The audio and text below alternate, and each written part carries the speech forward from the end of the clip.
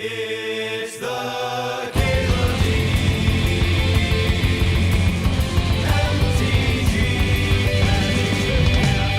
Show. Oh, it's a tasty drink too. What a pleasant evening. All right, Arnie Broken Brow. What you got, Arnie? Would someone break off a horn in his forehead? Get into a fight. 2 in a red. Legendary creature, human berserker, haste, boast 1. You may change Arnie Broken Brow's base power to 1, plus the greatest power among all the creatures you control until end of turn. And then it's a 3/3. I didn't really have Moto up for a reason.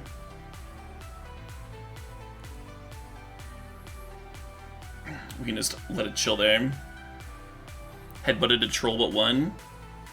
Supposedly. Supposedly. That's what he says, right? As he's like sitting there in the meat hall boasting like, oh, I headbutted a troll. I think he was a drunken asshole and someone broke a horn off in his head. That's what I think. But anyway, the ability, you may change the power to 1 plus the greatest power among other creatures you control. Other creatures. Yeah, I mean, 3 mana for a 3/3 haste isn't terrible. I'm wondering what red deck in Constructed is going to be able to get much out of this ability. If you have another 3/3 or another 3x creature, you're just like plussing it 1. That seems a little situational. Turn 4 follow-up to Regisar, though. Turn 3 Regisar, turn 4 this thing. Attack with your 7/6 and your 8/3. Interesting with NX too. That's true. It is interesting with NX. And you're not going to play like a lot of Arnies. You're just going to play like 1 or 2 because it's Legend, of course. Maybe that's okay. That's fine risk to reward. Or if you have a pump spell. If you have like a 1 mana. Like you could use the dwarf that pumps for 2 on a different creature. So you use the dwarf ability on a different creature that's also 3x. Even like another dwarf, right? And then you activate this, and then this is a 6x. I guess that's not the worst thing ever for 2 mana, but anyway. Bone Crusher's 4 power. Yeah, that's valid. That's valid. So then you're activating this to hit for 5 instead of 3, but you need to have a Bone Crusher in play. I guess it's not terrible. The thing is, it's got haste, right? So long if you're doing something turn 3 that's got a juicy power, then turn 4 play this plus activate. Starts to become interesting. Axegard Cavalry, 3 mana for a creature dwarf berserker.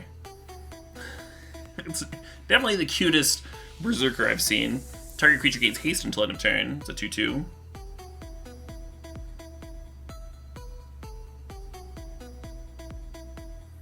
Is Withercrown bad? Yeah, we talked about Withercrown earlier. I said it was probably bad. The one situation I could see where it'd be fine is if you were like very low to the ground aggro, but... Hey Firefighter, thanks for gifting a sub. Congratulations to Rovis195 for receiving that. Yeah, Cavalry's fine. You know, 2 mana for a 2/2 isn't gonna be that bad. The creature types are relevant. The ability can be relevant, you know. Totally fine. Not this like super early pickup, but not an embarrassing card. Not a constructed card. Basalt Ravager, 3 in a red. Creature giant wizard. Basalt Ravager, look at that art too. So immense. So huge. When enters the battlefield, deals X damage to any target where X is the greatest number of creatures you control that have a creature type in common. So in terms of a finisher, this is kind of similar to the Drain Elf. Where was that? That's fairly late. Yeah, the Shadow Sage. This is a 4 mana 2/5, also has the ability to gain life, doesn't hit creatures. This is a giant wizard. Both of them can see play in not tribes that they are, but obviously they're better if they're also juicing the number, right? So in giant tribal, I can see this working out. There's another giant that this works well with that we'll get to later too. The fact that this can, like, if you only have another giant in play, you're still like killing an X2. Means that maybe it's not that terrible. The rough part about Basalt Ravager is having the giants or wizards that are cheaper, right? Having the curve, so that you have like a lot of bodies, so that you're getting the X up. But I do like that it can go face. WUBRG, God of Storytelling, 2 and a red, legendary creature god. Whenever you cast a spell, add red. Until end of turn, you don't lose this mana. As steps and phases end, creatures you control can boast twice during each of your turns rather than once. Yeah, I'm not sure how consistent the boast is going to be, because boast hasn't felt like an extremely constructed mechanic. It's felt more like more of a limited mechanic to me so far. Whenever you cast a spell, add red. That's almost interesting. I mean, it's kind of similar. It's kind of similar to like a brawl, right? Like a brawl effect. I guess the benefit is if you're playing 1 mana cards, like brawl wouldn't do anything with a 1 mana card. Got a grip of Rite of Flames, just fire them all off. Runaway Steamkin, yes, sort of similar to Runaway Steamkin. Actually works really well with Runaway Steamkin. Play this card and Steamkin and the 3 and a red enchantment. In Historic, maybe. Some red Cheerios, some Paradoxical Outcome. Cheerios is interesting. Play a Kobold, generate a mana. Kobold's generating mana now. This is just the best set to be reviewing while I've got a stack of Kobolds that I'm shuffling. Every card, it's like, now's your time, Kobolds! Now's your time! Yeah, Frenzy, that's what I was thinking of. Could help you pop off with a Frenzy. Just like Steamkin, WUBRG, Frenzies, and like a bunch of 1-drops, right? You thought it was Kobold? I don't care. Sure. Whatever you think is probably correct. Assume that I'm incorrect on pronunciation, except when I'm wrong, and then I get to belittle you. Flip side, Heartfelt, Horn of Bounty, 4 and a red, legendary artifact. Discard a card, exile the top 2 cards of your library. You may play those cards this turn. Oh, this actually kind of works well with Frenzy, right? Because you can cash in those cards that are trapped in your hand. And play more things. 5 mana is a lot. Like, you're not going to be casting this half of the card unless it's like in your deck to cast this half of the card, right? Like if you're this is the EDH playable half of.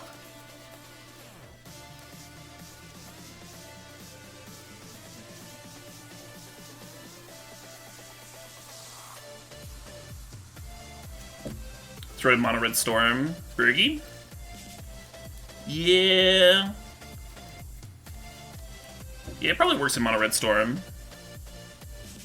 It's sort of like playing another copy of yeah, Mono Red Storm might want both halves of this card.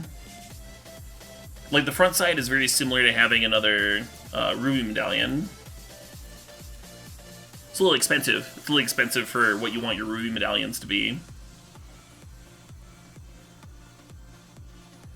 But the ability to have the flip side also be a draw engine works really well with Mono Red Storm. We saw that with Jessica's Will, where like a card being mana and a draw spell, depending on what you need. It's just like really good with that card. Good with that deck. Its cost gets reduced by medallions. Yeah, I guess. But then you're like, okay, sweet, I have a 2 mana Ruby Medallion. But that's what Ruby Medallions should already be. You know, it's not really a victory there.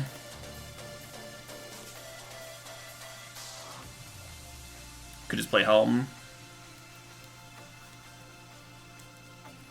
Lotus Petal for 2. Yeah, Lotus Petal generating mana is sweet. You're not wrong. That is something the Ruby Medallion doesn't do. I'll test it out. I'll try like 2 in Mono Red Storm. See how it plays. It might even be good enough to be worth like considering building around like making a different sort of Storm deck, right? If your Chrome Moxes are now generating a red, and like maybe you are doing Paradoxical Outcome stuff with this, like people were saying.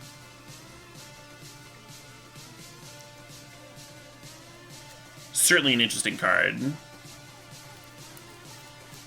Definitely looks powerful. Backside's good with LED. Yeah. What's not good with LED, right?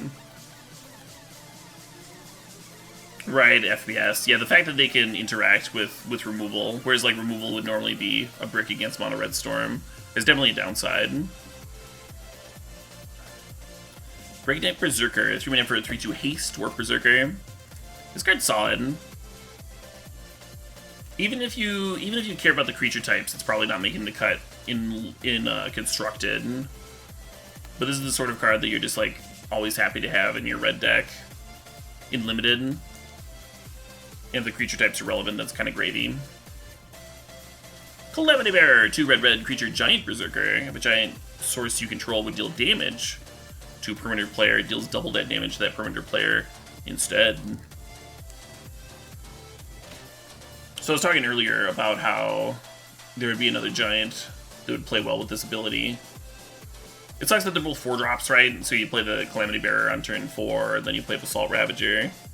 But already, just with those 2 in play, now the Ravager is dealing 4 damage to any target. It could be a creature, so now you have an FTK, or it could be going face. Calamity Bearer works well with a couple of other giant sources, too. We'll come back to this one.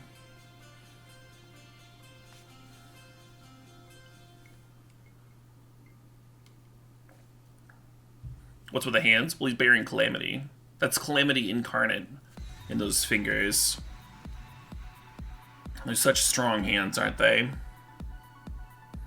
Cinderheart Giant, 5 red creature giant berserker. Trample. When it dies, deals 7 damage to a creature an opponent controls. Chosen at random. This card's sweet. Oh, it's 7 mana. It's 7 goddamn mana.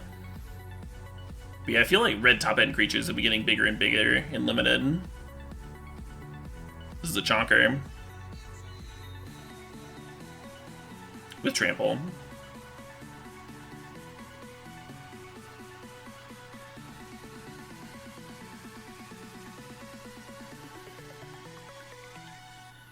Pretty good for a red common, yeah. Only so many 7-drops you're gonna be able to put in your red limited deck, but yeah, definitely good. Creephan Hulk, 3 red creature giant coward. Oh, there it is. I thought this like little piece of white thing at the top was the card at first. Though, like, wait a minute, no, those are eyes. It's hiding behind the mountain. Creephan Hulk can't block alone. Well, it's blocking with the little goat. They're a team. Love it.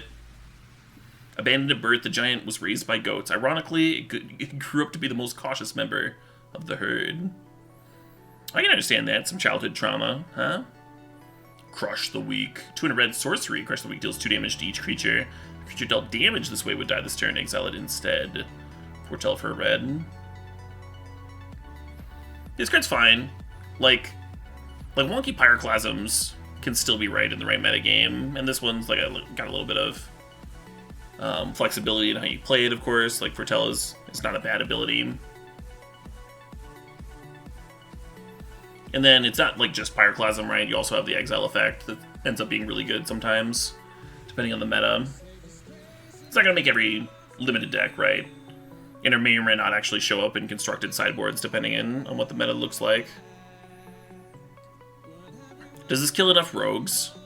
I feel like it doesn't. It doesn't kill the crab. And I think the flash thing is a 1/3, right?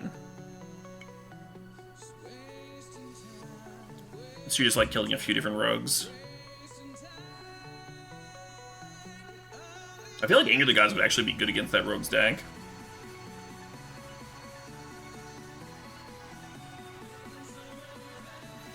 Demon Bolt, 2 red for an instant. Deals 4 damage to target creature or planeswalker. Foretell red. Yeah. Yeah, not the worst. Pretty flexible.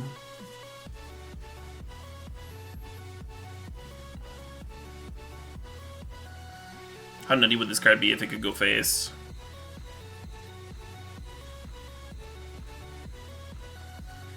Doomscar Titan, 4 red creature giant berserker. When Titan enters the battlefield, creatures you control get +1/+0 and gain haste until end of turn.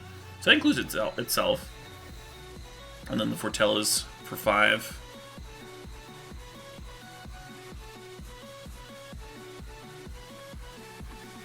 Foretell does not let you avoid timing restrictions. So you can play an instant Foretell card on your opponent's turn, but if it's a sorcery or creature, it has to be on your turn.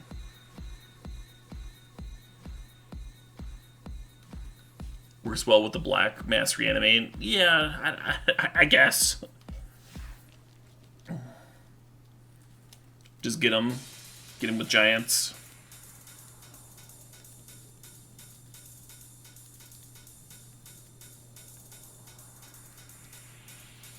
Foretell does trigger into battlefield effects. Foretell's coming into play from exile. You're casting the card, and then it goes on the stack normally.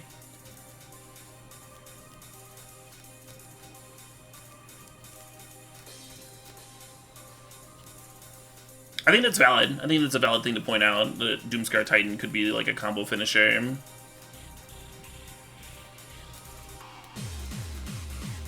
And you're right, it's not like the most miserable card to hardcast ever. If you're thinking about this card in like not limited terms though, like if you're thinking about this for constructed, then I think it's correct to be thinking about it as like a combo finisher as opposed to like an appropriately costed giant that you want to play just naturally. Had to like cheat it into play somehow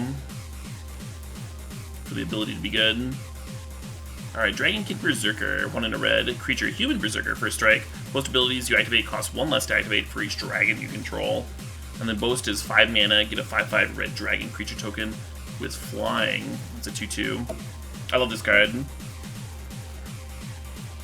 I want to do some filthy things with this card. And by filthy things, I mean make some dragons. It's weird how much this card excites me, whereas the what is it, Dragonmaker Outcast, the 1 mana 1/1 that just like gives you dragons for free once you have 6 lands in play and you untap with it or whatever.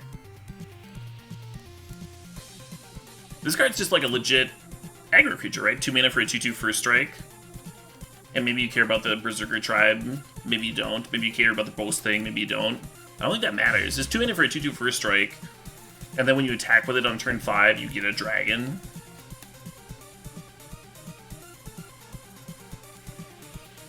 Can I see this in Vintage Cube? Oh yeah, I can see this in any cube.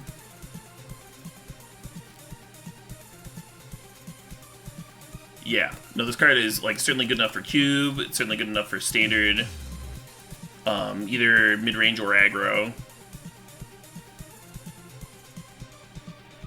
It's a little situational as a control card. It's a little vulnerable, having to like untap and get to attack with it. So if you wanted to threat out of your sideboard, it's probably not this as a control deck. Having to tap out to get the 5/5s is also rough out of a control shell. But yeah, the card's good.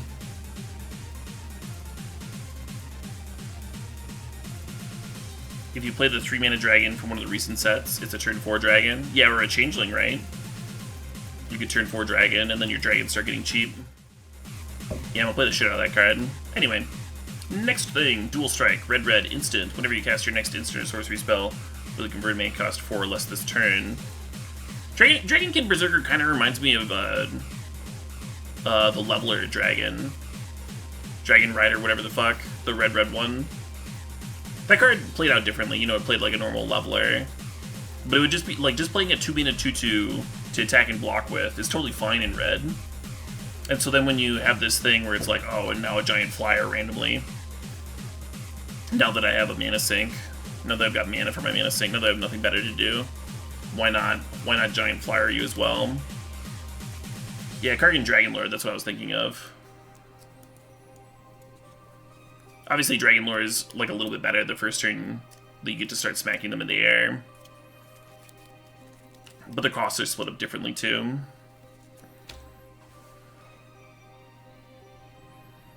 Yeah, 2 mana 2/2 first strike is already pretty solid, like having first strike added on. Anyway, Dual Strike. Red, instant. Whenever you cast your next instant or sorcery spell with mana cost 4 or less this turn, copy that spell.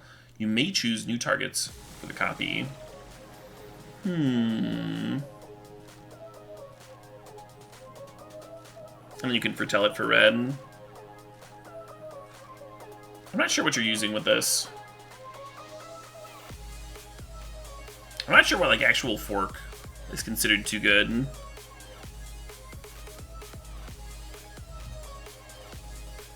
Not that they would reprint fork, but that they would... I'm talking about the restriction for 4 or less. But anyway.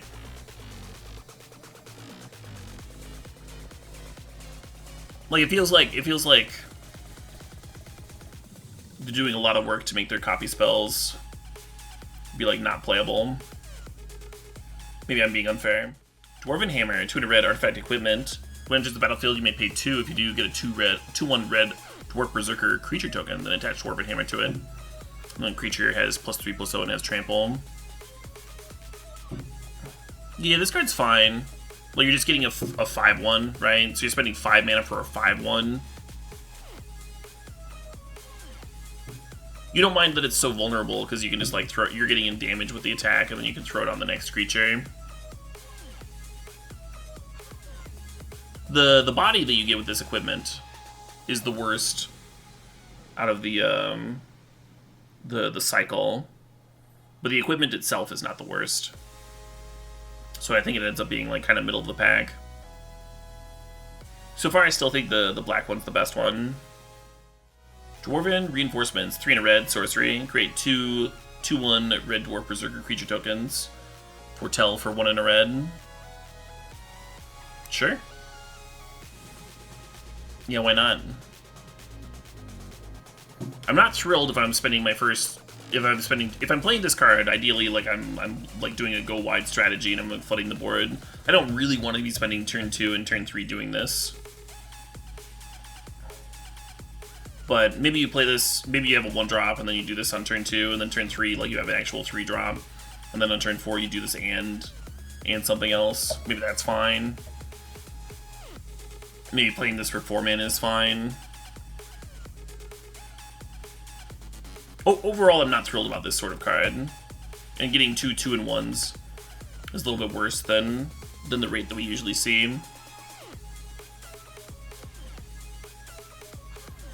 Like 3 mana for 3/1/1s, or 4 mana for 4/1/1s, or 4 mana for 2 2/2s, you know? It's a little bit below rate. Fearless Liberator, 1 red creature Dwarf Berserker. Boast, 2 red, create a 2/1 red Dwarf Berserker creature token. Yeah, that's solid. This is a good dwarf. Good dwarf, good berserker. 2 mana for a 2/1. And 2 mana for a 2/1 is okay. And so then, like, if you have a spare 3 mana, you just, like, get another 2/1. That's solid. I don't need much value on my Goblin Piker before I'm, like, picking it, right? You don't need to activate this many times before it's, like, pretty good value.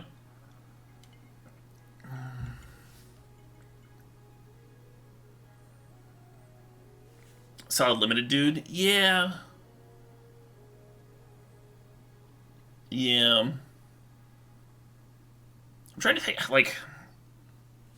People have been talking about Berserker as, like, a potentially constructed playable tribe. It's certainly costed for limited. If this was costed to be a constructed card, it would cost like 1 mana, you know, or the Boast would be cheaper or something, and it would be a rare. But sometimes like solid limited playables end up like filling holes in constructed decks. It's the only reason I'm hemming and hawing. Fearless Pup, 1 red, creature wolf, first strike, Boast, 2 red. Fearless Pup gets +2/+0 until end of turn. Yeah, this card's okay. I kind of need something like this set of abilities if I'm going to play a 1 mana 1/1 in limited. I need my 1/1 to be more than a 1/1, you know?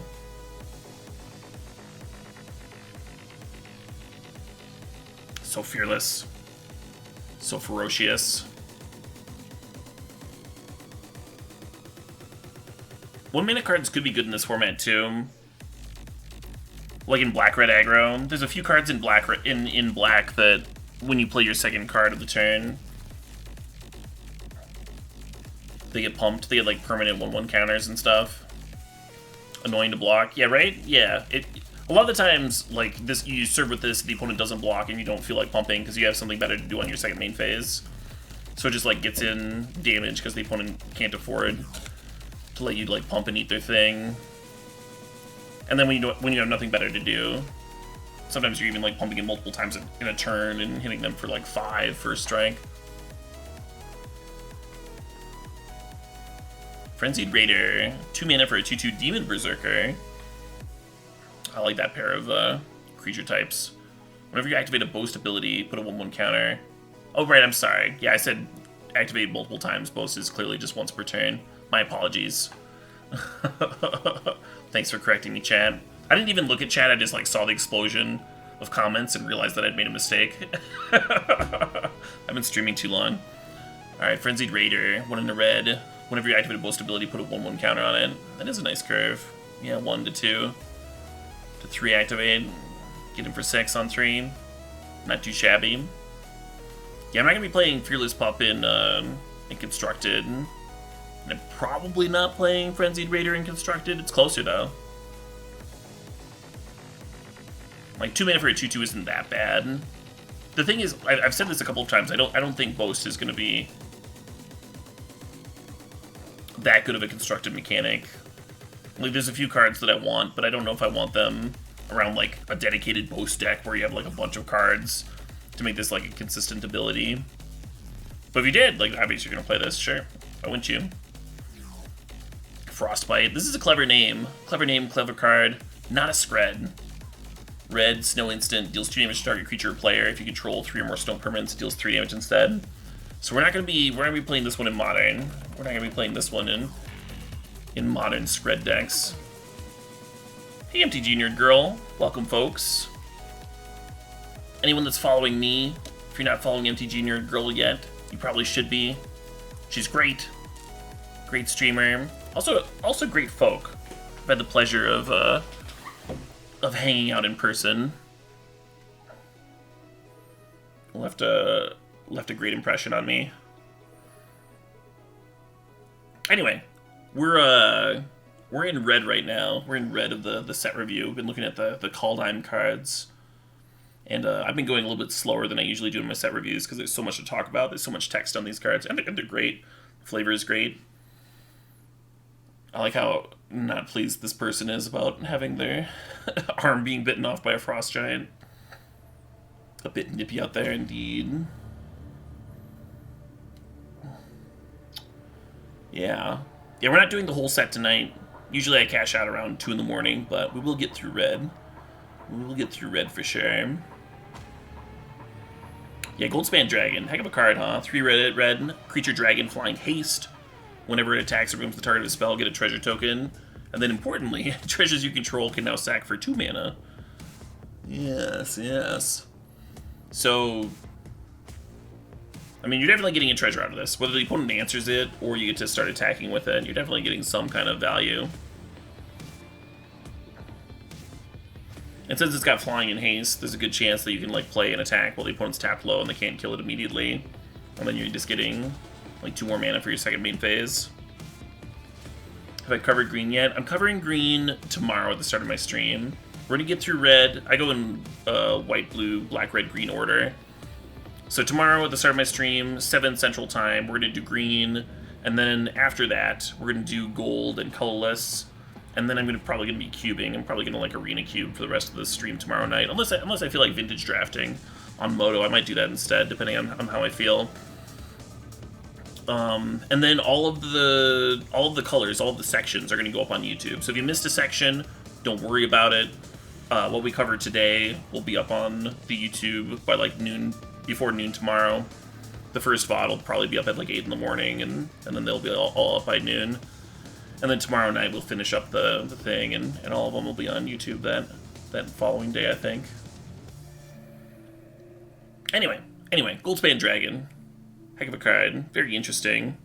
The fact that it makes your treasure tokens double mana is the icing on the cake, right? Because 5 mana for a 4/4 flying haste dragon is already like just close to being good enough. It does need a little bit of icing. It does need a little bit of gravy in order to be good enough for constructed, but what I think that ability is, you of course need to be doing something with your mana. You need to have some kind of a mana sink. But I don't think that's too hard. I don't think that's too hard of an ask.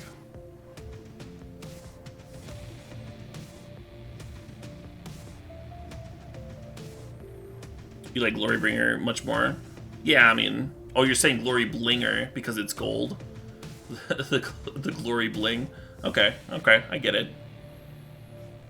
I think if I call it Glory Blinger, people are gonna think that I'm just mispronouncing Glorybringer, though. That's my only shoe there.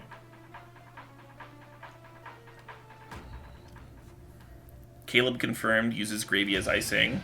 I use gravy as fucking bathwater. Are you kidding me? Have you seen me? I can ladle it on. Let's go.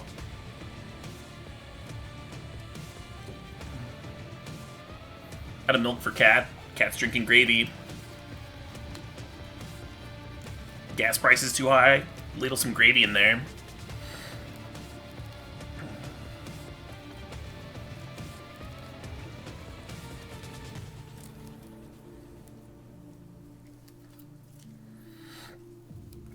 You want to chain pump spells with Goldspan Dragon? I think that's like the little kid dream scenario.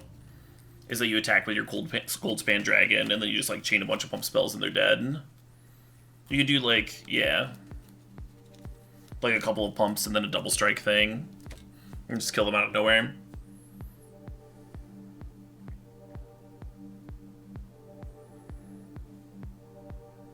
Oh, it's giving you 2 mana mid-combat too. That's kind of important for Embercleave. That's kind of really important for Embercleave.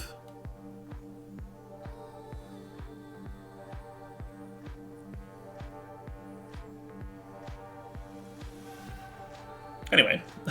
Oh fuck. Yeah, that's kind of what I said in my head. I was like, oh fuck.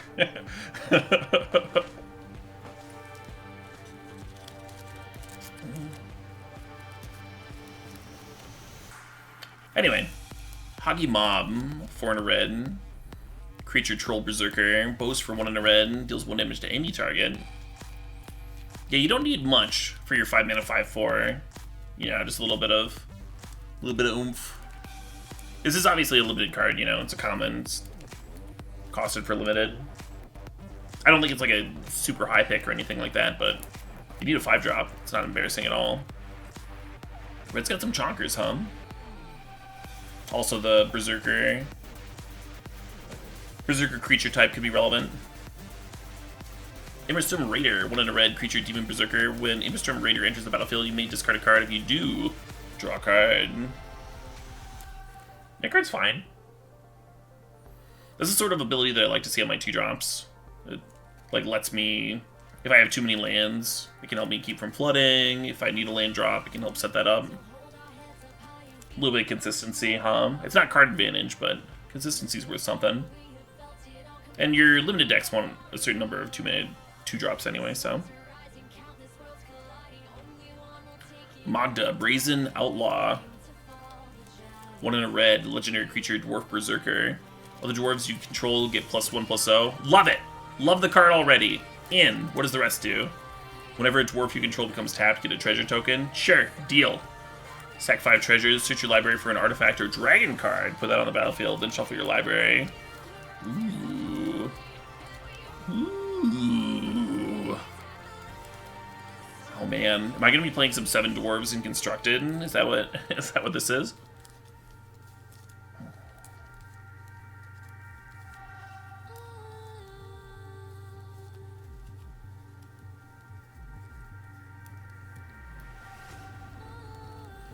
What's Paradox Engine read?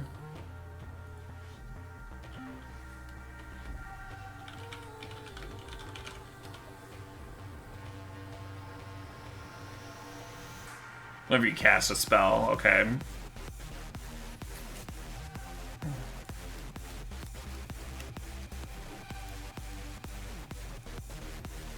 You want to do dwarves and vehicles? Yeah, the cool thing about vehicles is that you don't actually have to attack with your dwarf, right? And you can tap a whole bunch of dwarves to crew 1 vehicle and just like load up on treasure. I'm kind of wondering if there's like a convenient way to like untap them and get multiple treasure per turn. Obviously, it plays well with the. I don't think Goldspan Dragon needs anything else to play well with it, but it is cool that we already have a like a mythic dragon that you want to play in your red aggro decks anyway that already cares about treasure tokens.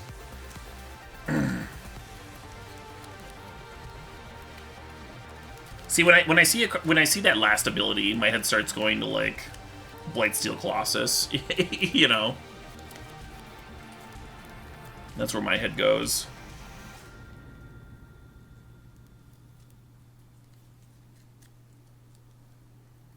Umbral Mantle. Yeah. Yeah.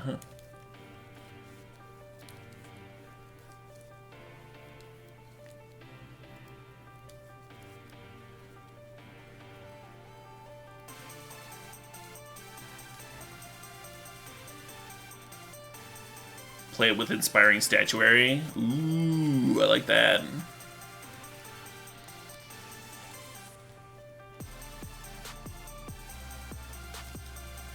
You just want to combine it with Revel and Riches. I don't know if Revel and Riches is my kind of jank.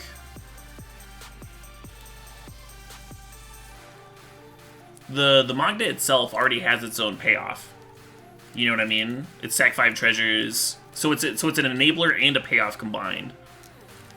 If you're not playing this for like the dwarf tribal aspect, which is crazy, like why wouldn't you play this with a bunch of dwarves and just kill them with your awesome dwarf deck?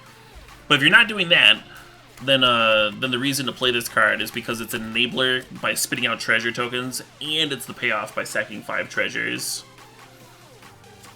Search your library for an artifact or dragon card.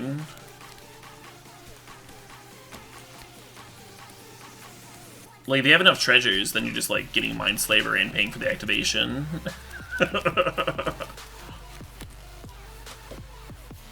Super fun to build around? Yeah. Yeah. Find some sweet vehicles to put into play. Right, yeah, no, both abilities work well with sweet vehicles.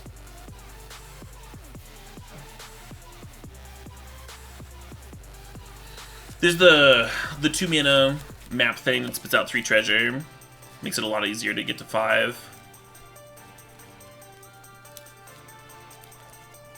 What formats am I considering for the Dwarf Lord? So I don't... Dwarf Lord is the sort of card where I will test it in a bunch of different formats, and I'll try out some weird brews, and I'll be really happy when I like beat some meta deck with it. And like half of my chat will be like laughing and cheering me on, and the other half of my chat will be like, "What are we doing?" Like, that's the sort of card that Magda is. It's not going to break formats, I don't think. You know, I mean, if it ever does, you're like super happy. Like sometimes wonky looking cards do end up being better than they look, or some interactions break things. There is a lot of text here. But you don't expect it to. You don't go in expecting to like break magic. Only so many brews and cards end up being that good. But it looks fun. It looks sweet, right? Like, why wouldn't we play it?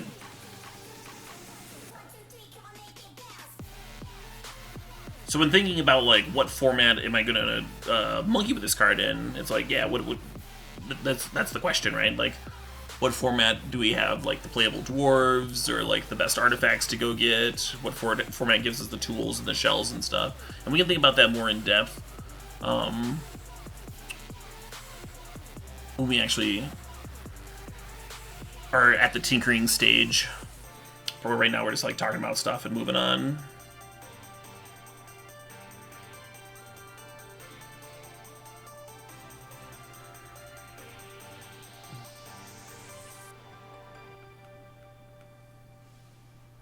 Coat of Arms is a combat trick. In your Dwarf Tribal. I love it. Alright, open the Omen Paths. 2 in red, instant. Choose one. Add 2 mana of any one color, and 2 mana of any other color. Spend this mana only to cast creatures or enchantment spells. Or, you can give your creatures +1/+0 until end of turn. Yeah, I mean, this card's funny. The art is cool. I don't think it's good, though. I don't think it's good.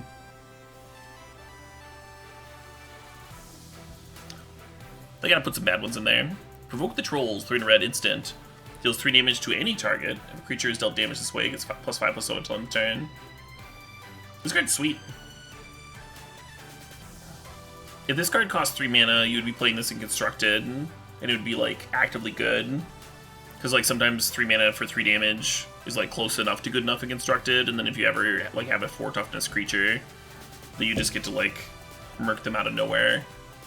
Then you feel like a god, right? Because it's so much damage.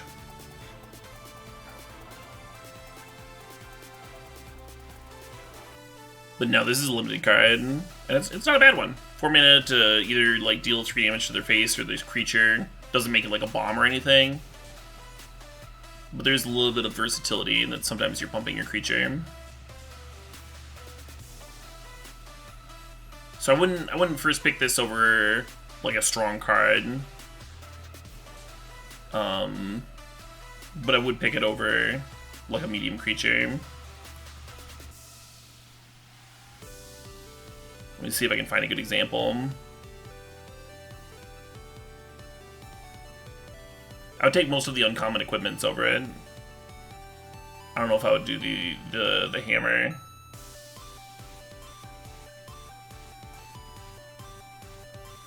I think it's worse than Demon Bolt. Like, I'm taking Demon Bolt over it. But I'm taking it over like fillerish cards, obviously.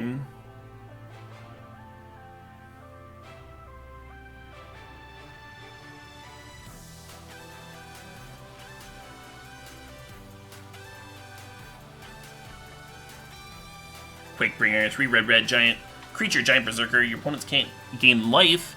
At the beginning of your upkeep, Quakebringer deals 2 damage to each opponent. This ability triggers only if Quakebringer is on the battlefield, or Quakebringer is in your graveyard and you control a giant, and it's got foretell for 2 red. You love this card.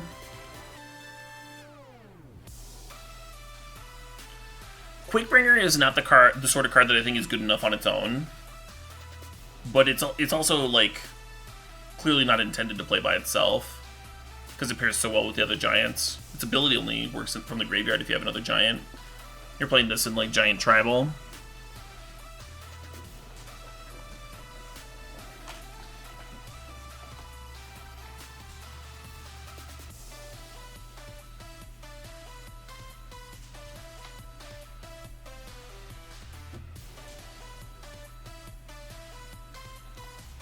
Yeah, there's certainly some playable giants in the format.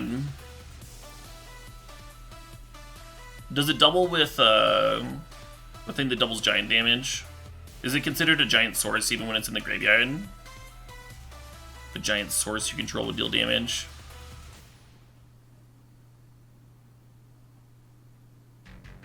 Or is it not a giant in the graveyard? It's always a giant source. Cool.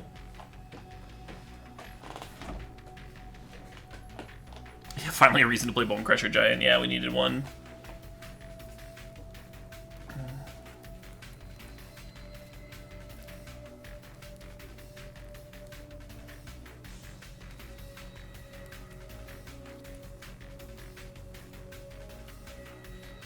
You don't control it.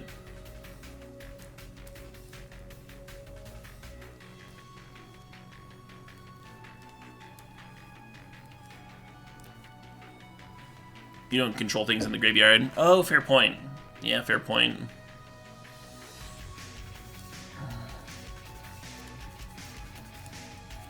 I figured since it was your ability, you would be like controlling the ability.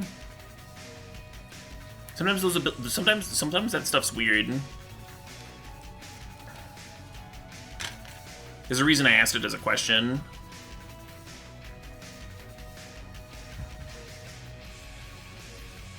You control the ability, but you don't control the source, and the damage doubler cares about the source.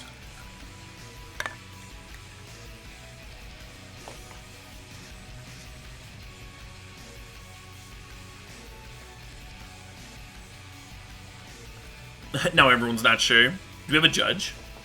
I'm sure judges are like already weighted in on this on Twitter or something.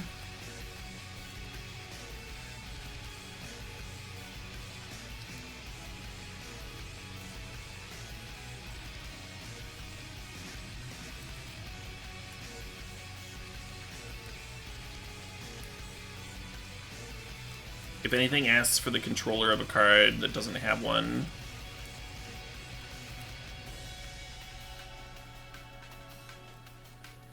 What's the question? We're trying to figure out if Quakebringer doubles when it's in the graveyard, when you have a Calamity Bearer in play. Calamity Bearer reads, if a giant source you control would deal damage to a permanent or player, it deals double that damage to that permanent or player instead. And then Quakebringer says, at the beginning of your upkeep, Quakebringer deals 2 damage to each opponent. This ability triggers only if Quakebringer is on the battlefield or if it's in your graveyard and you control a giant.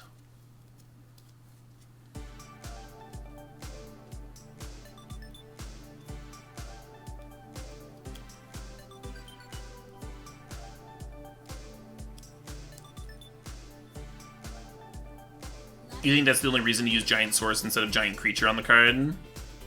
For the doubling? Yeah, there's some giant spells too. They'll be in the FAQ, you sure? Yeah, probably. We won't be able to know for sure until the rules update. Sure, sure. Well, anyway. another semi-exciting card for Giant Tribal. Reckless Crew, 3 in a red, sorcery, and create X 2/1 red dwarf berserker creature tokens, where X is the number of vehicles you control, plus the number of equipment you control. For each of those tokens, you may attach an equipment to it.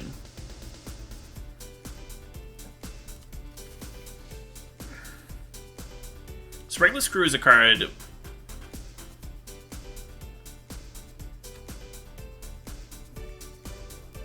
Reckless Crew is the sort of card that you can play. You don't have to play playing vehicles and equipment, right? You could be like all in on one or the other. And then Reckless Crew still works out.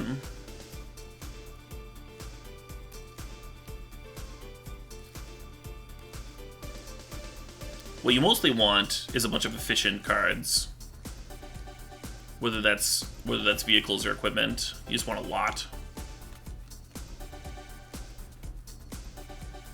Is it bad that I'm thinking of like the Pure Steel Paladin Cheerios deck? Where he's like playing all those 0 mana equipment. Uses as like the Empty the Warrens instead of Grape Shot.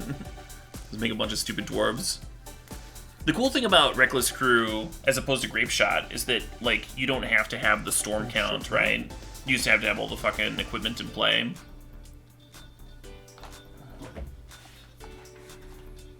So if your opponent like kills your Pure Steel or like stops you from comboing out somehow, or if you fizzle for whatever reason, you can just be like, alright, Reckless Crew, I have 10 power, you turn. Hey, Hyper Ninja, thanks for the sub, thanks for the 5 months. Oh shit, what up? Colossal Hammer, sure. Yeah, you could just use this as a way to cheat the equipment cost on Colossal Hammer. Colossal Hammer is the hammer is also like a 1 mana thing, you know, so it's good in multiple ways.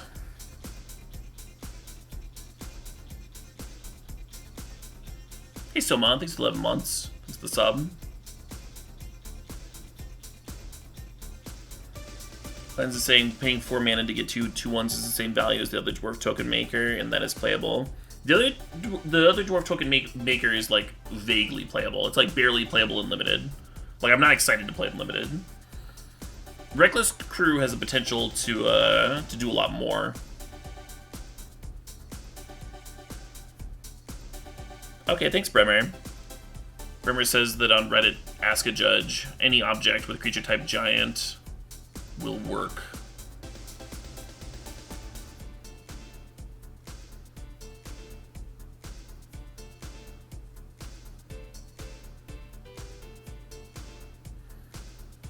Yeah, sometimes creature types on stuff that aren't on the battlefield is still weird. I remember I had a, God. I once had what was the +3/-3 instant? It was like 1 in a black. I was playing a deck in, I think it was Modern, with that stupid 3/3. Yeah, Nameless Inversion, that's the one. And I was playing with Nameless Inversion and the stupid Knight 3/3 that could rebuy it. And then I was also playing with Silumgar's Scorn, the blue Force Spike, that if you could reveal a dragon. And revealing a dragon from your hand worked with it, but Silumgar's Scorn also read, if you control a dragon, then that also turns it into a hard counter. And I had a judge call where I had a Nameless Inversion on the stack. And I tried to use Silumgar's Scorn as a hard counter, or I wanted to. With the Nameless Inversion on the stack, I was like, I control the Nameless Inversion. That means I control a dragon, right? And they're like, no, it's talking about creature type. It's got to be a creature in play when it reads like that. And I was like, okay, all right. So now I'm just never sure. Now I just like always check. Creature types are weird. Control is weird.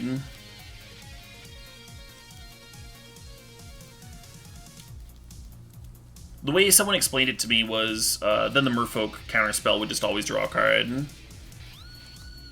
The one that's like 2 and a blue, and it's like it like mana leaks, and then if you control a Merfolk, you draw a card, but it's a Merfolk spell itself.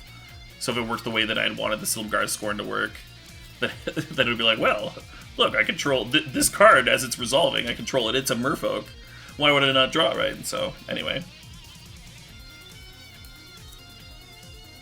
On the stack is a weird spot, yeah.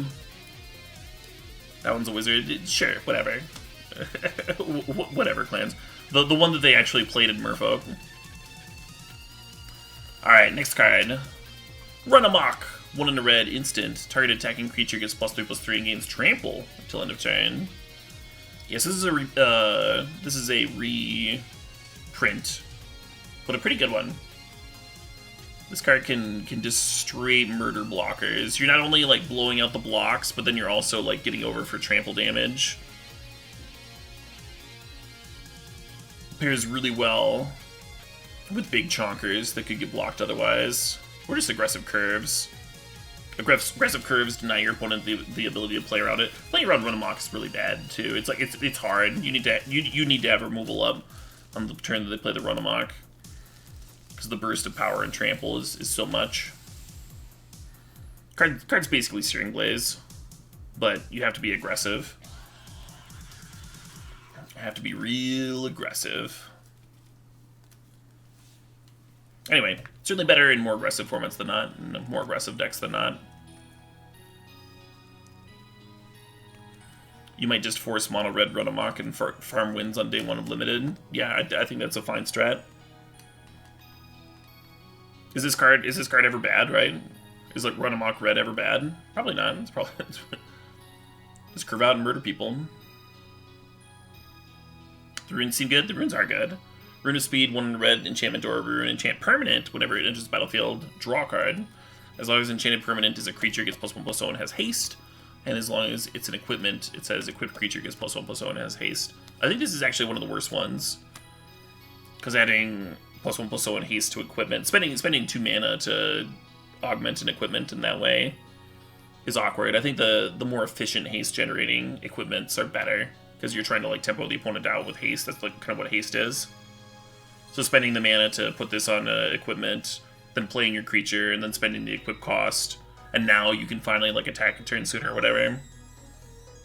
It's like one too many hurdles. It's still not a bad card. You're still cantripping it. You still get to draw a card when it comes into play. But I'm less excited about this than I am like the blue one giving flying or the black one giving death touch. I think those are much better limited abilities, and they're also much better abilities to give to an equipment, to give to a piece of equipment. Lifelink out of the white one is a kind of a nasty ability to give to a piece of equipment. There's a reason that this one is also giving power, and the green one, we haven't gotten to the green one, but that one also gives power and toughness and trample. There's a reason that these ones also like augment the stats on top of the ability that they give. It's because they're worse. It's because they're worse abilities than in the other colors.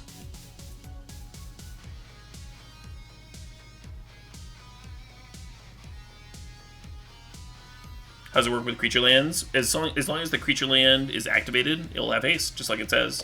And then, unlike most auras, it won't fall off. It doesn't say enchant creature, right? It says enchant permanent. So vehicles, creature lands, cards that are temporarily creatures, this will stay on. And then the next time they become creatures, they'll still have the ability. They'll still have the augmenting. Seize the Spoils, 2 in a red, sorcery. As additional cost to cast this spell, discard a card. Draw 2 cards and create a treasure token. Yeah, sure. This card's fine. It's fine filtering. There's a little bit of treasure synergy in the format too. 3 mana is a lot for if you were like just getting the filtering effect. But this is I think blue-red spells is the sort of deck where I usually play something like this the most, where my removal is really efficient and I care more about filtering and drawing cards than I care about advancing the board and stuff. Shackles of Treachery. You hope the rune design is put on more cycles in the future. Yeah, I think the rune design is really, really good. And it also fits the flavor of runes super well. Like inscribing a medallion, or like the white one, it shows the rune etched into like a battle shield, so the person's like carrying it in battle to get the benefit. And then like enchanting a creature, you know, like human can get like a tattoo of the rune and then like have that effect. Flavor-wise and mechanically, the runes are, I think they like knocked it out of the park. And because they draw a card, they're like a little exciting to play with in limited too. I don't think there'll be a rune constructed deck, but like you think about the cartouches, and the cartouches saw a lot of constructed play just because there happened to be good aura decks that wanted them, right? So because these draw a card, maybe they'll also fit that. We kind of talked about this all earlier. This is why I'm like repeating my earlier aura spiel now, but that's fine. It's been a while. It's been some hours. Shackles of Treachery, 2 and a red sorcery. Gain control of target creature until end of turn. Untap that creature. Until end of turn, it gains haste, and whenever this creature deals damage, destroy target equipment attached to it. So your opponent's got a creature that's equipped. You can shackles it, attack with it. You get the damage and the bonus from whatever the equipment is, and then also destroy the equipment. So not bad. Most of the time, the opponent's not going to have like the most convenient equipment setup. Like the creature they have equipped isn't also going to be the one that you want to steal or whatever. But it is kind of nice that your threaten effect can also give you occasional value or have a little bit of flexibility. You can also use it as an equipment removal spell. Smashing Success, 3 and a red, instant, destroy target artifact or land. If an artifact is destroyed this way, get a treasure token. More treasure makers. I think that there's probably enough equipment in the format that this card's not embarrassing. Like, would you main deck a copy of this in sealed? In sealed, people are more likely to stretch their mana bases for splashes, so like destroying a random land could be okay, but I don't think that's enough reason to run lane destruction by itself in sealed, because it's still a bad top deck when you're behind and stuff. But then having the backup plan of destroying one of the uncommon equipment cycles, for example, are certainly worth a removal spell. And then you get a treasure token out of it too. It's not nothing.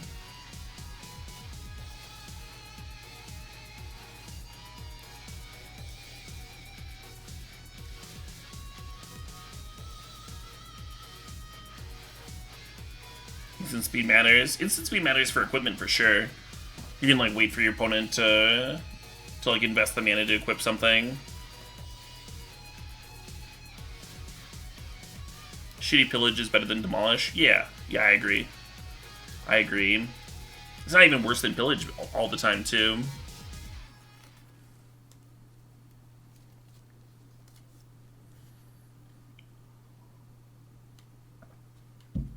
Yeah, so maybe better than lane destruction usually is, because it's a little bit more flexible.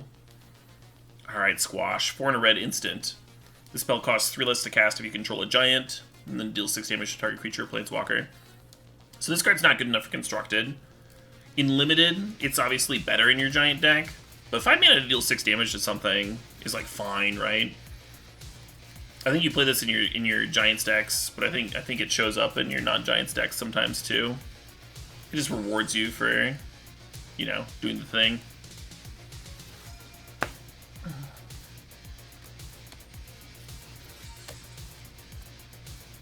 Yeah, it turns from being like a fine removal spell to a pretty good one if you have a giant down.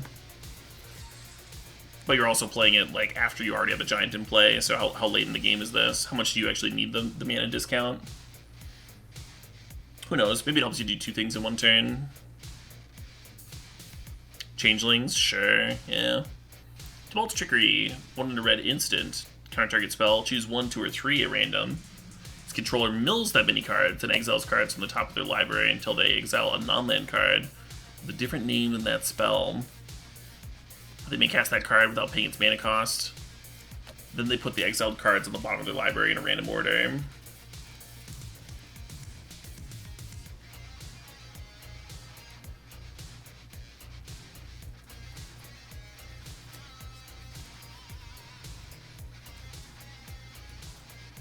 Someone did math on a Tibalt's trickery deck, didn't they? Didn't Karsten run some numbers?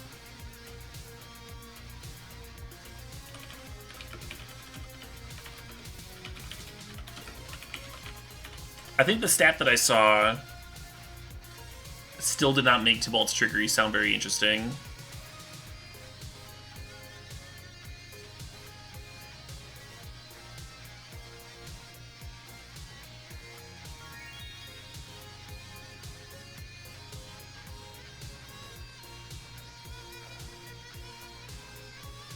It was like 87%.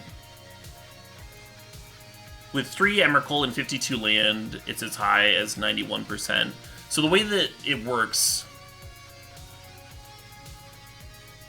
Here, I'll pull the tweet up, because it has the interaction on board too.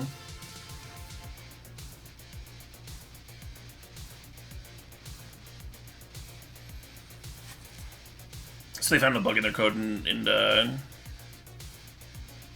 3 Emrakul, 52 lands, it's as high as 91% for a turn 3 Emrakul. And so what you're doing here is you're just like mulliganing to Violent Outburst, casting Violent Outburst, and then the Tibalt's Trickery has a target, right? To target the original Violent Outburst itself. And then the way that Tibalt's Trickery is worded, it can't reveal another Violent Outburst because it has to have a different name than the card that you counter. So if all of that gets set up, then you get to put Emrakul into play. The issue with this, as some people in the chat have already pointed out, that if they like counter your Tibalt's Trickery or make you discard the Violent Outburst or all those things, then all of a sudden your deck doesn't work. The other issue that seems less intuitive is that a turn 3 Emrakul without getting like the cast trigger is not very exciting. And that's what happens, right? Or do you get the cast trigger? Oh yeah, you do get the cast trigger. Well, cast trigger with Emrakul is very exciting, so ignore everything that I was just saying. I was gonna say I've gotten Emrakul into play on turn 3 a lot of times in Modern, and it's not very good. I was using the 5 mana Planeswalker Luca. I was using Luca to down tick on Mana Dork, so I was going like turn 1 Mana Dork, turn 2 Dork, and then turn 3 playing Luca and down ticking, and I was losing a lot of games. But if you're getting the cast trigger, then that's probably gonna win.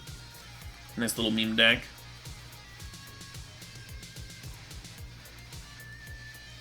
Overall, pretty glass cannon-y, because you are losing to just about any kind of disruption. But pretty funny too. I wonder if there's some kind of a backup that you could board into.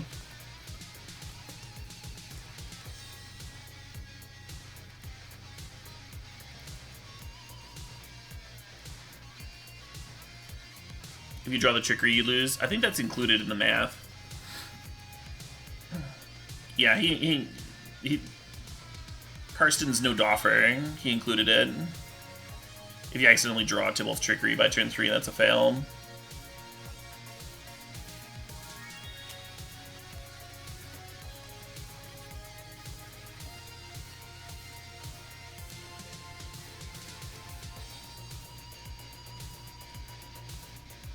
Board into Treasure Hunt.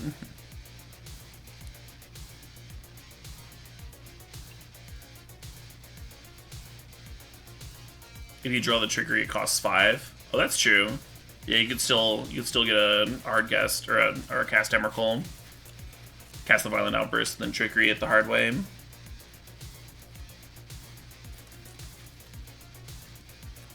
Will this deck get banned? No. No, this deck that we're describing here is not actually good.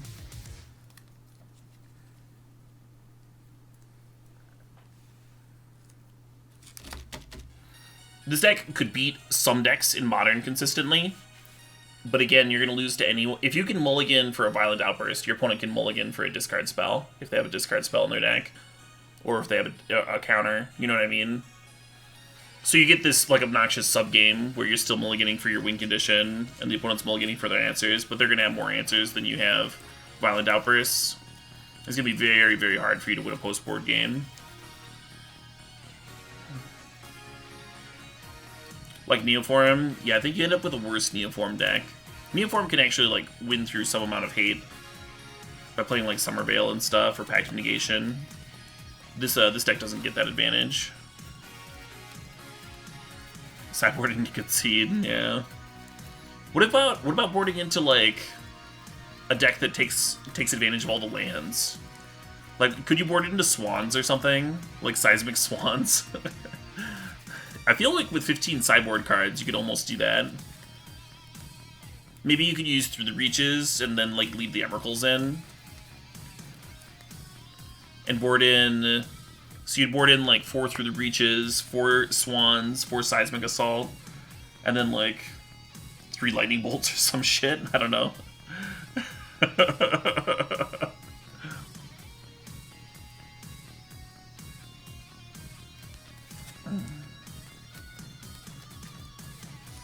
Play a bunch of utility lands. Yeah, maybe you just board in, like, some Loams, and you get all these fucking utility lands, all these cycle lands.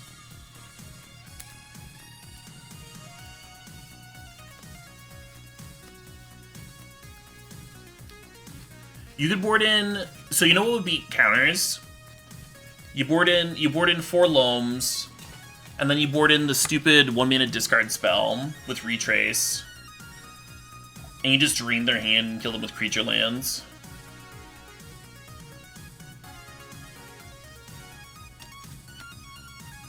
Board into Polymorph with the Dwarf land? Yeah, maybe.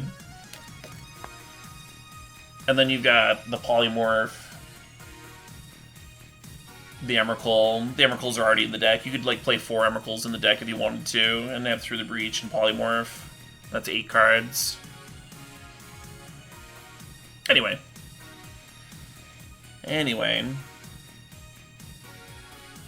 Toralf, God of Fury. 2 red, legendary creature, God. Trample. Whenever a creature or planeswalker an opponent controls is dealt excess combat damage, Toralf deals damage equal to the excess to any target other than that permanent. So 4 mana for a 5/4 is a bit much. It's a bit much for your aggro deck in Constructed.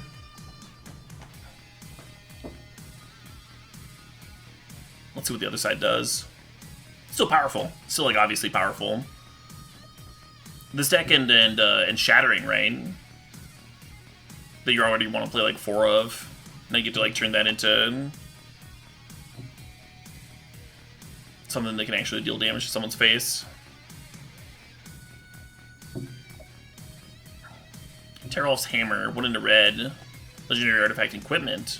Equipped creature has 1 in a red unattached Terralf's Hammer. It deals 3 damage to any target. Return it to its owner's hand, and then equipped creature gets +3/+0 as long as it's legendary. Equipped for 1 in a red.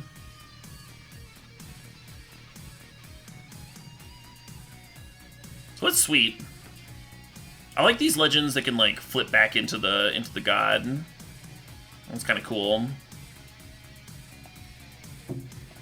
6 mana repeatable bolt. Is that 6 mana? That's yeah. You have play 2 to equip, and then 2 to activate. And it's any target, so you can, like, machine gun down the opponent's board if you have enough mana. Is this bad? Well, it's obviously a limited bomb. It's obviously nutty there.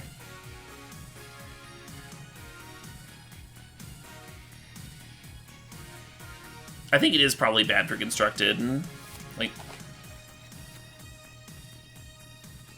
most of the flip gods, I think, are, like, just not quite good enough. They give you a lot of options by giving you 2 cards worth of options.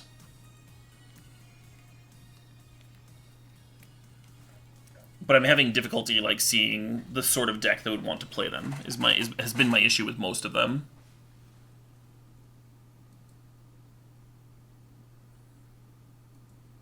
In Limited, it's just a 5/4 trampler for 4. Yeah, but I mean, that's good, right? And then you can also... There's some common burn spells that deal a lot in Limited, right? Like, we got the one that deals 6 damage. So now you're killing a 3/3 and dealing them 3 damage. That's not nothing. And then there's the 1 mana deal 4, not this thing. Demon Bolt, right? Like you can foretell this. It wouldn't even be hard to foretell something the turn that you played Terrolf. Certainly not nothing. The gods are easier to run in multiples, but if a card is bad, running multiples of it, it doesn't make it better.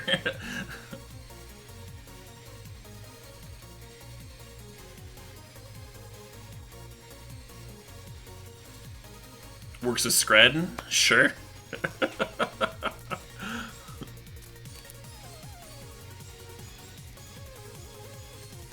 The hammer side is great and limited? Yes, it is.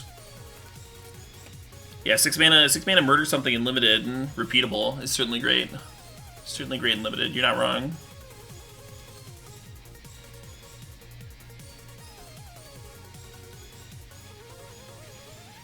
You want to combine it with Star of Extinction? Just nuke the world and nuke their face. The memes are strong with this chat. Alright, next card. Tormentor's Helm. 1 red artifact equipment. Gets +1/+1. Whenever it becomes blocked, it deals 1 damage to defending player. And equip 1.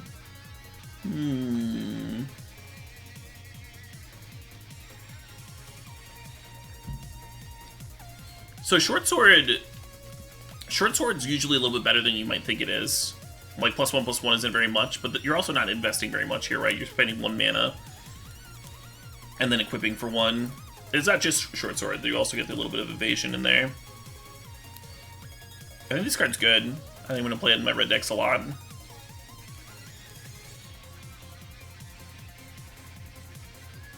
Good with the red rune. Yeah, that's a fair point. The red rune tunes this into +2/+1, and then it gives haste 2 for equip 1. And you get to draw a card off the rune. Yeah, you're not wrong.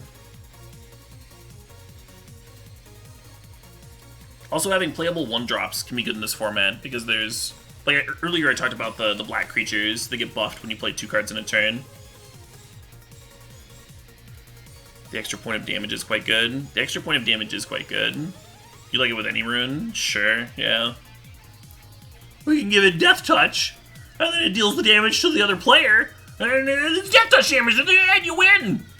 2 cards split into win. No, that's not how Death Touch works, unfortunately.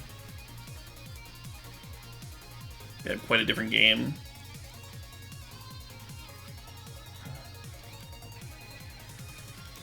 The Death Touch one is pretty good on this one, too. Now you got this obnoxious thing that's draining you every turn. It's dealing you a damage directly, and you have to trade your good creature with their shitter.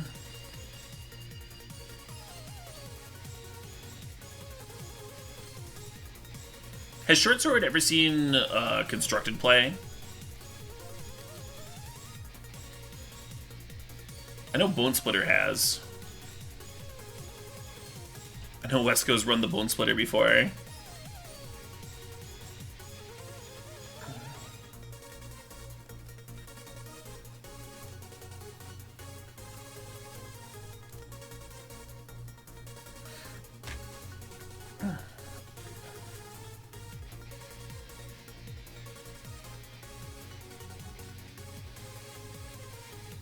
Longbow. Yeah, this isn't quite a longbow. Longbow's like kind of a combo card. Has Grafted War Gear seen constructed play? I feel like I've played Grafted War Gear and constructed. I don't know if the deck was any good, but I've certainly played it.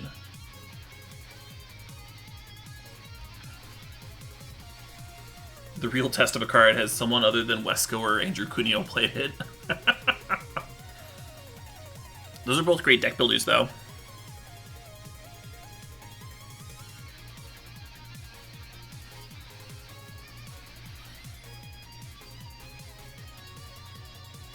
Yeah, I guess I'm saying I'm like, yeah.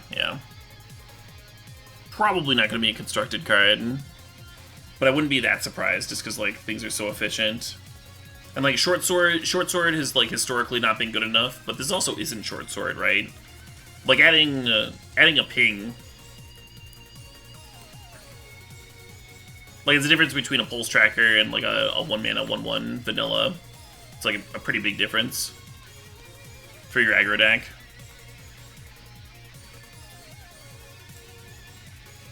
So I don't expect this to see constructed play, but I'm also, like, because it's so efficient, and because it is, you know, better, I wouldn't be surprised. I wouldn't be surprised if it showed up in some kind of Equipment Matters deck. Staple Scorch Spitter on, yeah, right? Torb's not in Standard anymore, right? I'm pretty sure I would have played against a Torb recently if it was still in Standard. Having 8 Spitters would be kind of funny. Torb is. Oh, it only pings when blocked. Yeah, you right, you right. Yeah, just kidding. Just kidding. Ignore everything I said about for this card in Constructed. No.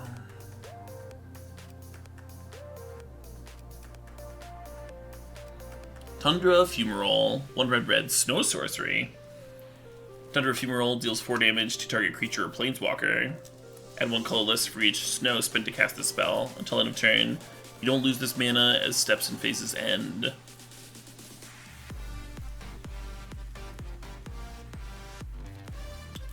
It's a rare.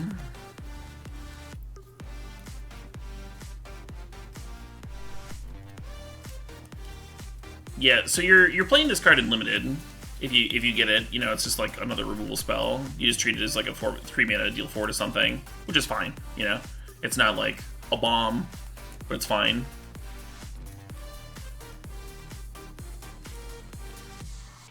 In Constructed, I guess the idea is that you play this with 3 snow mana, and then you get a rebate, right? You get 3 mana back, but you get colorless mana in return. So you're not playing this on turn 3 and playing anything off of it unless it's an artifact. Which could be fine. If there was like a good enough artifact to be worth playing. Like you play this and then you play like a 3 mana rock or something. More likely it seems like you're gonna play it on turn 4 and then play a 4-drop red card.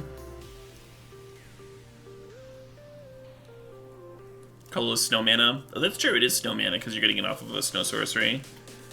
Yeah, fair enough. You could pump that spirit. Sure, yeah, if you were playing blue-red, you could use it. You could play the spirit on 1, pump it on turn 2, then turn 3, play this on a creature, and then use the mana to pump the snow spirit. I like that curve. You could foretell. You could use the mana foretell. Yeah, sure.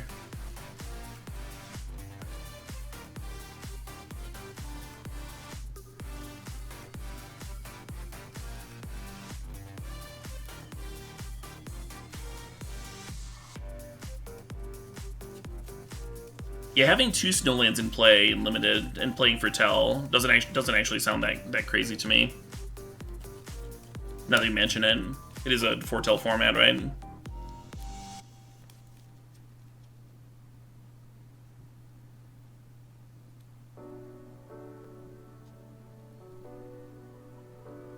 Sorcery's rough, but it's powerful if you can spend it. Yeah, I think if you can spend it, then this card's pretty good. I like that it hits planeswalkers too. So like you want to main deck this card, but you don't want it to be just like dead against control. Do I know if I'll draft basic snowlands like in Modern Horizons? Oh yeah, absolutely. Absolutely. It'll be just like in Modern Horizons. There'll be 1 snowland per pack, and then if you are doing the snow thing, you like want to draft those lands pretty highly, pretty aggressively. Because it cuts other people off from considering snow too.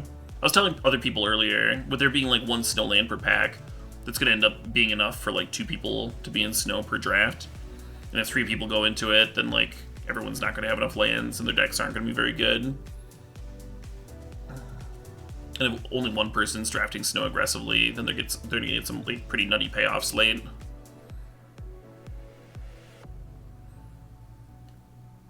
But 2 is like the sweet spot. That's what I'm predicting. That's not like a hard... Obviously, I've never drafted this format. But it looks really similar setup to Modern Horizons. People always bring up that, well, this format has dual lands that should make it easier. And it's like, well, this format also doesn't have Astrolabe, so... you can call that a wash if you like.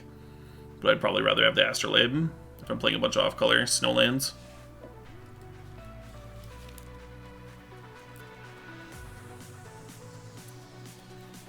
Some of the snow cards aren't very all-in on snow. Right, but that's true of how it was in Modern Horizons too. There were some that like fit in other strategies, and there were some that like really rewarded you for just having a shit pile of snow cards.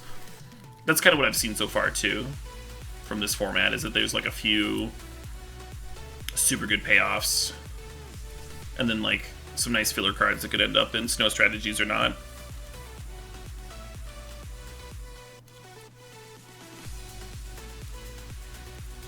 Alright, Teskari Firewalker, 2 in red for a 3/2 human berserker, Boast 1. Exalt the top card of your library. You may play that card this turn. That's not bad. I don't mind some card advantage in my red attackers.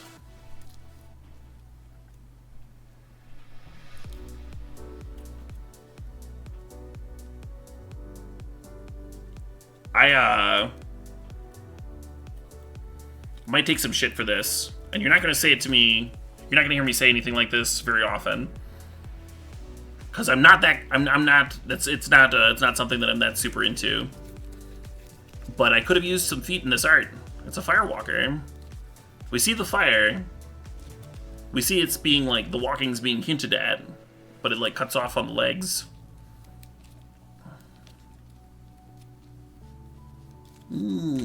Firewalkers, I don't know. It's impressive shit when someone's like doing the firewalk thing, when they like walk over hot coals.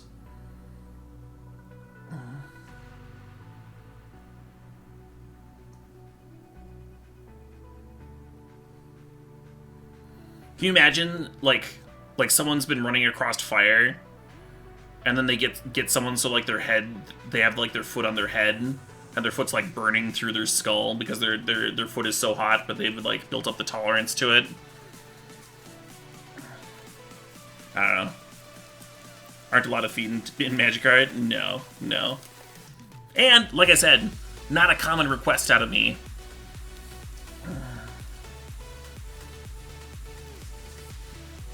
But could be sweet. Vault Robber, 1 in a red, creature dwarf rogue. 1 mana, exile a creature card from your graveyard. Create a treasure token. Cool. So the issue with this card is that I mean, 2 mana 1/3s are fine. In the blue section, we saw a few of those, and I was like, oh yeah, that's fine, whatever. Usually, red wants to be a little bit more aggressive. So that's my issue with the body here. So you're not going to be doing much attacking with this. It does play well with the rare, that every time you have a dwarf tap, you generate a treasure, so now you're generating 2 treasures per Vault Robber activation. Oh, what? I'd like it if this card cost 1 less. If it was red for a 1/3, I don't think it would be broken with this ability, because the ability already requires you to have a creature in your graveyard. And a 1 mana 1/3 isn't broken. But then it would be like slightly more interesting for constructed, right? If you're trying to do like dwarf tribal or treasure nonsense or both. Hard to get creatures in the yard in a dwarf deck. Yeah. Yeah, right. So like it's not like costing red would break this card. But it'd be like vaguely more interesting if someone wanted to play dwarf tribal and constructed. Someone, could be anyone. I don't know anyone who might be interested in that. Yeah, and there's no dwarf 1-drops. So if you are trying to like do the dwarf tribal thing, it's rough. It's a rough scene. Even though they give us some rares, even though they gave us a pseudo dwarf anthem, it's still a rough scene. I'm probably gonna try. I'm probably still gonna try, but I'm not super hopeful. Well, all right, folks. It's 1:35. I usually cut out around 2. My plan was to save green, gold. Ooh, look at all these beautiful sagas. Green, gold, and artifacts, and lands and such for tomorrow, and I'll start my stream tomorrow, just so that I don't have to rush. And I'm not trying to like talk when most folks are gonna be going to sleep at some point, and then I'll be like draining myself to stream longer. All of it's gonna go up on YouTube anyway. All of it's gonna end up on YouTube.